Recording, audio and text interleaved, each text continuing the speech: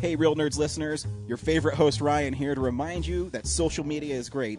How great is it? There's many ways you can find the Real Nerds on social media. You can download us on iTunes. You can listen to us streaming on Stitcher Radio. You can call us 720-6nerds5.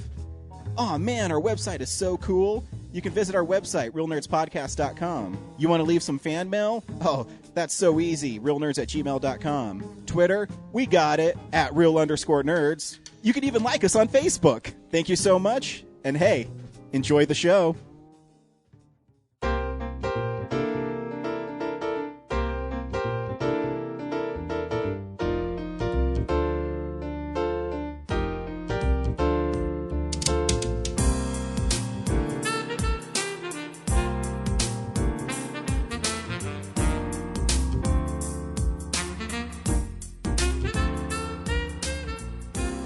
Welcome to Real Nerds at Denver Comic-Con 2015. We hope you enjoy the following interview.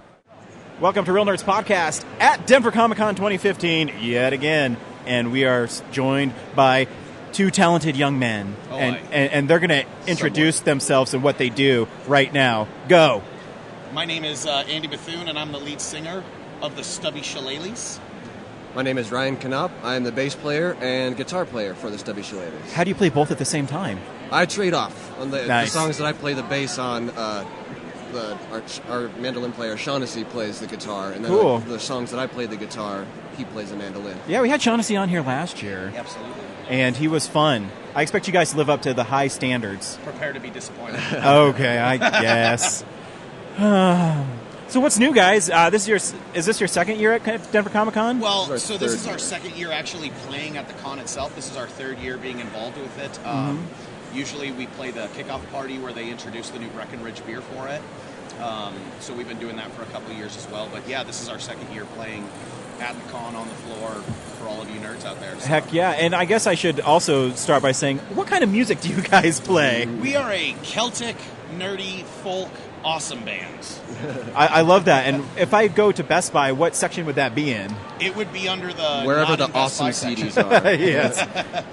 So when you write Celtic music for nerds, how do you bridge those two genres? Because it seems like something that nerds wouldn't gravitate towards too. So It comes pretty naturally, actually. We're geeks at heart, definitely, so that it really does kind of just flow pretty easily, and we're really comfortable with the Celtic approach, and it works really well for us. So. you know, and I don't know if the Celtic itself comes out so much in our nerdy songs as much as that we're a folk band. We know we don't have drums; we play all acoustic instruments, and so that way it actually works really, really well. Putting a Celtic tinge on it, we don't worry about that so much. We just do what we love and see what happens. So what's your writing process then? Does one person in your band write all the songs, or are you collaborative? A little of both. Our guitar player and one of our other vocalists, Shaughnessy, he writes the majority of our originals. I like to say just because he has more time on his hands than the rest of us. But no, he's actually incredibly talented. The rest of us, what we like to do, I think, that works for us really well is we just kind of bounce ideas off each other. Hanging out and going to practice, or even during shows, we can just kind of throw things at each other and, just kind of reciprocate in that way. And just When we're stuck in the van for 3 hours coming back from a show, we come up with some pretty silly ideas being cooped up in the van. Going. That also helps. Is that a good advice to have for bands? Is always have a recorder going? Always record. Yes. Always record, yeah. I learned that a long time ago watching the Tenacious D show on HBO. You always record, no matter what, because sometimes you come up with the greatest ideas when you don't even expect to. Do you come up with a lot of bad ideas and able to morph them into good ideas? Oh, well, we're constantly coming up with bad ideas. As far as morphing them into good ideas, on occasion. So, Just occasion. Every once in a while we're able to turn that into a good idea. But, for us, a lot of times it is, we like to beat a joke as much as we can, and that's always just fun to us. So what kind of song selection do you do for a Comic-Con crowd then? I mean, we try and keep it as nerdy as possible. Obviously, already we have 2 or 3 Star Wars songs. We have a Batman song. We have a Firefly song. A Star Trek song as well. Star Trek songs, Lord of the Rings songs. So, we try and keep it very centric to that when we're at cons, because you never know how the Irish music is going to be received by that crowd. Normally, everybody can enjoy Irish music because it's about themes and ideas that everybody can get behind. Everybody deals with loss. Everybody deals with, pain. Everybody gets screwed over by somebody, and sometimes the only thing to do about it is have a couple beers. Mm-hmm. But, sticking to the nerdy stuff has really helped us out at the cons, and it's really helped our name get out there. And I think that's why, our newest album is already getting off the ground really well. Yes, so definitely. Yeah, because I also heard you guys are starting something, Kickstarter, right? Absolutely. Yes. 3 days ago, we started our Kickstarter campaign for our brand new nerd album, which is tentatively going to be called Critical Fail. And we were asking for $1,500, which is just the bare bones amount we need to get into the studio and work with our favorite engineer, Silas, at the Decibel Garden in the Rhino district of Denver here in Colorado. And we already surpassed our goal. It's only been 3 days, so, that's really huge for us. So since you surpassed your goal, how are you going to use the funds that you got past that to help? Well, we've already set up several stretch goals. At $2,000, Shaughnessy is going to do a separate EP that we're doing with this amazing jazz singer named Mandy Harvey. He wrote a song that he wants to do with her called Across the Sea. We're also going to do a fun cover of a very old jazz song from the 1920s called With a Shillelagh Under Me Arm. If we get to $3,000, we are going to make a music video for our IRA Interstellar Rebel Army song. And if we get to $4,000, we are going to make yet another EP available for everybody. That is our stubbified folk versions of our favorite metal songs. Very cool. So how do you convert a metal song to folk then? You just play it, really. We just kind of roll with it. If you come to our show, very often we'll cover one of our favorite songs by one of our favorite bands, Iron Maiden, called Wasted Years. And then we often cover, I'm brain farting on the name. Iced Earth's Question of Heaven is another one of our metal songs that's in our regular rotation. It's actually not as hard as you think. Listening to enough metal, you realize that most of their songs are about nerd stuff anyway. Dio, he sang about dragons and rainbows in the dark, man. I was just curious because, the timing and the structure of the songs are so different. And so when you cover them, do you just do like a straight cover, or do you have to rearrange how it's played? Musically, often we have to dumb it down a little bit, so to speak. But, with Eric, our fiddle player, man, he can shred anything. He can play anything. So the guitar solos, he switch to fiddle. Yeah, he just kills them. I love the sound of that. Yeah, so it's a lot of fun. Do you guys also do traditional Celtic music besides the nerd stuff, or is it? Absolutely. That's how we started. That's how we started, and that was our main focus. And in fact, I guess it's not our main focus, but we definitely are going to keep the Celtic stuff around because the traditional songs, like Andy said, everybody can relate to them. It's stuff that everybody deals with. And it's stuff that everybody can get into.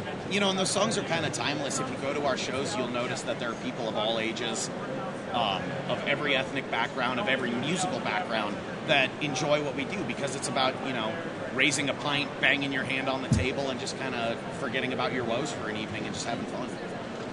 That's so cool. I mean, because it's also a style of music I think that's tough to break through because, people are, when they think of Irish music, they think of, like Danny Boy, even though it's not even an Irish song. Yeah, it's an English song. Yeah, we get requests for that all the time. We're like, sorry, that's an English song. And so is that song you just refuse to play? Well, we don't refuse to play it. We just haven't learned it yet. Yeah, we just don't. I mean, several of us know it, but not only is it a really, really sad song and we like to keep our shows fun, but... A, as an English song, B, as a slow song, and C, as just a really sad song. We don't, we've never had a huge interest to play that guy. And I'm curious, too, because do you think you guys are helping educating maybe people who've never listened to Celtic music before through your lyrics and your subject matter? Like, I do like the fiddle, I do like mandolins. Because I think the mandolin's like the most beautiful instrument in the world. It really is. And I think we do, and I think people get to see... how Irish music is the root of bluegrass, how it's the root of country music, how it's the root of so many types of music that people like. Even, a lot of modern heavy metal bands are using that heavy folk influence in what they do nowadays, wanting to incorporate that big melody, wanting to incorporate that, we want to keep everything positive and we want to take four people and, make this beautiful wave of sound, you know. And how do you balance, too, the structure of what people expect out of Celtic music and to what you guys want to do, where people have a certain expectation when they go into how it sounds? You know, I think a lot of it is the energy. All of us, Definitely. or most of us at least, being in former metal bands, we bring a huge energy. We want to, you know, get people really riled up. We dance around on stage. We want to be really big. Even though our sound isn't huge, we want to, you know, them to feel like it's huge. And I think that's a big part of it is when you feel engaged, whether there's, you know, 5 people or 5,000 people, you come to a Stubby Shillelaghs show, it's going to be like I'm pointing right at you and go, you right there. I'm singing to you. And I think that's a big part of, you know, what really, you know, gets us that is every single person in the crowd is going to feel like they're being personally engaged by us. And I think that's actually the most important thing an artist can do if they're performing music, is you have to make people think, you're right, that song is about me. That song about the poor sap down the street who's in the bar, that's about me. And when you write original songs like that, when do you know you've connected with somebody? Because if you're up there going about, where's the interaction that you look for from the audience? You know, there are lots of ways. The response they give you, it can be a look. It can be they start to cheer. They start to clap louder. They order another drink, maybe. Yeah.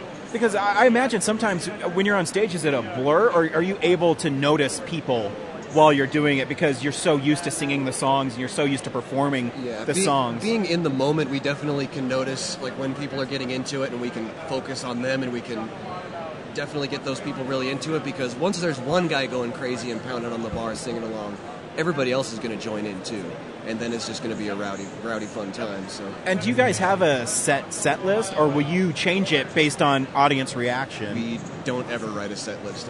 We almost never write a set list, I guess. I shouldn't say never. So then how do you know what song you're going to do next? You know, either it's just a whim. One of us is like, hey, let's play this next. A lot of the times when we're on stage, I'll kind of be like, okay, let's play this next. And most of it has to do with crowd response. We'll play a song. A lot of times we'll play a block of songs like, hey, we're going to play just nerd songs right now. Or just this type of song or just this type of song. And if the response is not what we're looking for, we're going to change it up. Okay, let's do this now. Everybody seems a little, you know, sluggish. Let's do something really fast, really loud, really intense to really, you know, get that energy up. And, you know, so there's that ebb and flow that you just have to really pay attention to. And, you know, that's what I try and explain to people, that there's, you know, there's a lot more when you're a live band to, there's the writing the songs, recording the songs, getting the song sounding good. But there's the performance aspect of it, which is just as important, because you can have, you know, this great product, but if you don't present it in a good way, nobody's going to care anyway. And so now I'm going to follow up with the most obvious question. How do you capture your live performance in a studio album?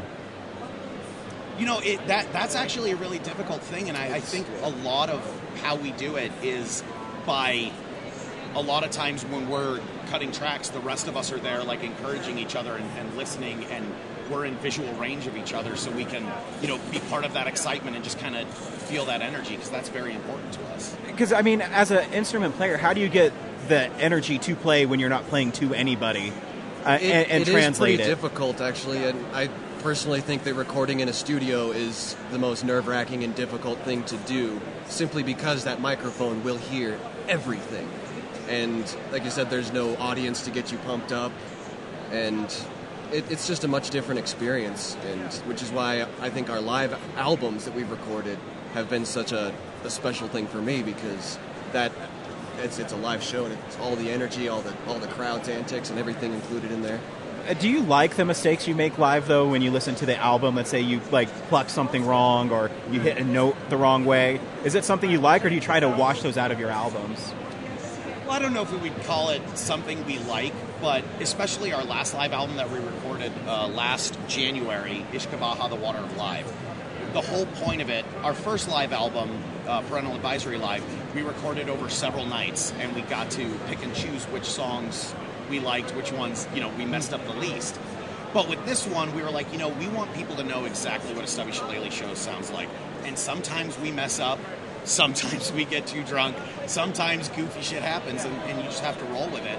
And you know, that's why to date, that's the album I'm most proud of, because you listen to that album and you're going to hear times when we mess up. Man, there are a couple times in there where we're trying to hit a harmony, and we don't just kill the harmony, we like raped its corpse. Like, it was awful. But that's the essence of what a live show is sometimes you mess up and you just roll with it and you just have fun. And see, that's my biggest problem with like a Kiss Alive album, is it's so polished for a live album. Well, Kiss Alive, that's not a live album. They got live crowd noise and then recorded all the songs in the studio. That's what I mean. Like, because the thing I love about live albums is the rawness. Exactly. And I'd much rather, because one of my favorite live albums ever is Sam Cooke live at the Harlem Square. Nice. And he missed keys a bunch in it, but it doesn't take away from the performance, because you're like, wow, he's still into it. And it makes it that much more authentic. Exactly, and I love the authenticity of that stuff. So exactly, and because, like we were touching on earlier, the performance is just as important as the music itself and how you present it out there. Yeah. And, and you can tell that with a lot of popular music nowadays. The music is terrible, but the way they present it is so polished and clean and wrapped up and tied in a little bow that everybody just eats it up. Well, yeah, because now it's all about, the single. It's not about the concept of the album anymore. It's how many of these singles can I sell on iTunes? So does your album have an overarching theme besides being a nerd, or is there a nice way to go, or is it just... The nerd album will probably be our first concept, one concept album. Everything else has kind of just been... What's not, cool. Not like thrown together. We just hey, this song's done, this song's done, this song's done. And, in the fact that it is all nerdy songs, it is a concept album. But there's not going to be an overarching theme in that, all the songs are not going to be, they're not going to fade into each other and be related to each other. But they're all going to have that same, overarching, idea that this is for nerds. If you like Firefly, if you like Star Wars, if you like Star Trek, comic books, Doctor Who. Doctor Who. Yeah, well, or video games, any of that, we're actually even going to make a Magic the Gathering song. So, Sweet. When I tell people I don't like Doctor Who, I get weird looks, and it's just too weird for me. It's it's not my thing. It is. I mean, I know people love it. I try to watch some episodes, and no way. I know what a TARDIS is, and I think I'm good. Right. So, yeah. Cool. So where can we chip in and help you guys online and, I guess, Kickstarter? Yeah, so just, you can either go to our Facebook, the Stubby Shillelaghs. I know that's hard to spell. It's Shillellaghs. Quite a mouthful. Go to Facebook and check that out. It's pinned to the top, or you can just go to Kickstarter, Stubby Shillelaghs, and you will find our nerd album. And like I said, we already hit our goal, but we've got plenty of stretch goals, and we're going to keep it going, and we're going to just put out more content for you guys. The more you want, or the more we're going to make. And when are you guys planning on dropping the album then? We're planning on tentatively hitting the studio in late August. So probably October. Most of our releases come out in October around the time of our anniversary. So Very cool. Thanks for stopping by, guys. Yeah, Thanks for having us. Oh, yeah, it's awesome. Thank you. Cheers. Cheers. Thank you for listening to this exclusive Real Nerds interview at Denver Comic-Con 2015, and we'll see you next year.